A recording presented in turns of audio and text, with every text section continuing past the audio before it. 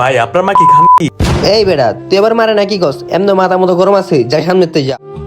কি রে পোলা মাদার কয়টা ফোন দিছি তুই ফোন দোস না কি লেগা ভাব দেখাস।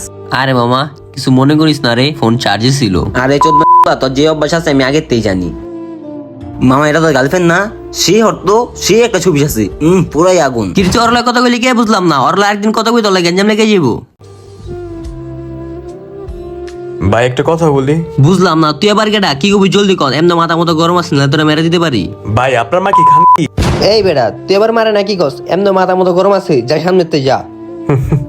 ভাই আমার লগে বীরত্ব না দেখা আপনার বন্ধুর লগে বীরত্বটা দেখাইলে পারতেন।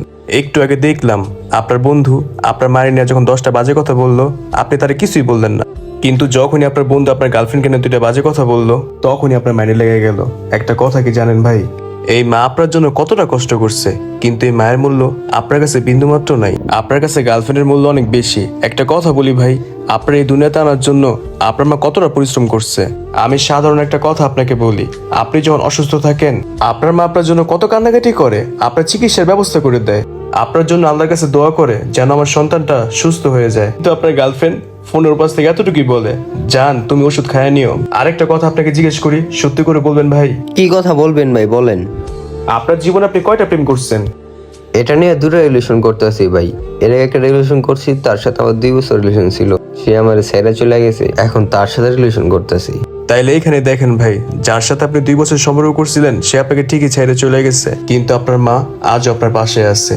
এই মারে আপনি কত অবহেলা করলেন, এই মায়ের দাম আপনার কাছে বিন্দুমাত্র নাই। যখন আপনার বন্ধু আপনার মাকে নিয়ে 2টা বাজে কথা বলছিল তখন আপনার উচিত ছিল আপনার বন্ধুর গালে 2টা কষায় থাপ্পড় মারা, কিন্তু আপনি সেটা করেন নাই, কারণ আপনার কাছে আপনার গার্লফ্রেন্ডের মূল্য অনেক বেশি। থাক ভাই আপনি আমার আর শরম দিয়েন না, আমি আমার ভুলটা বুঝতে পারছি। যাক ভাই, ক্ষমা চাইতে হইব না, আপনি আপনার ভুলটা বুঝতে পারছেন, আমি এতেই খুশি। মায়ের সাথে কখনো খারাপ ব্যবহার করবেন না, মা অনেক দামি একটা সম্পদ, আর যার নাই সে ভালো করেই বুঝে। ভালো থাকবেন। এই সমাজে আমরা অনেকেই আছি যারা মায়ের থেকে গার্লফ্রেন্ডকে বেশি প্রাধান্য দেই, আর এই ভিডিওটা তাদেরই জন্য।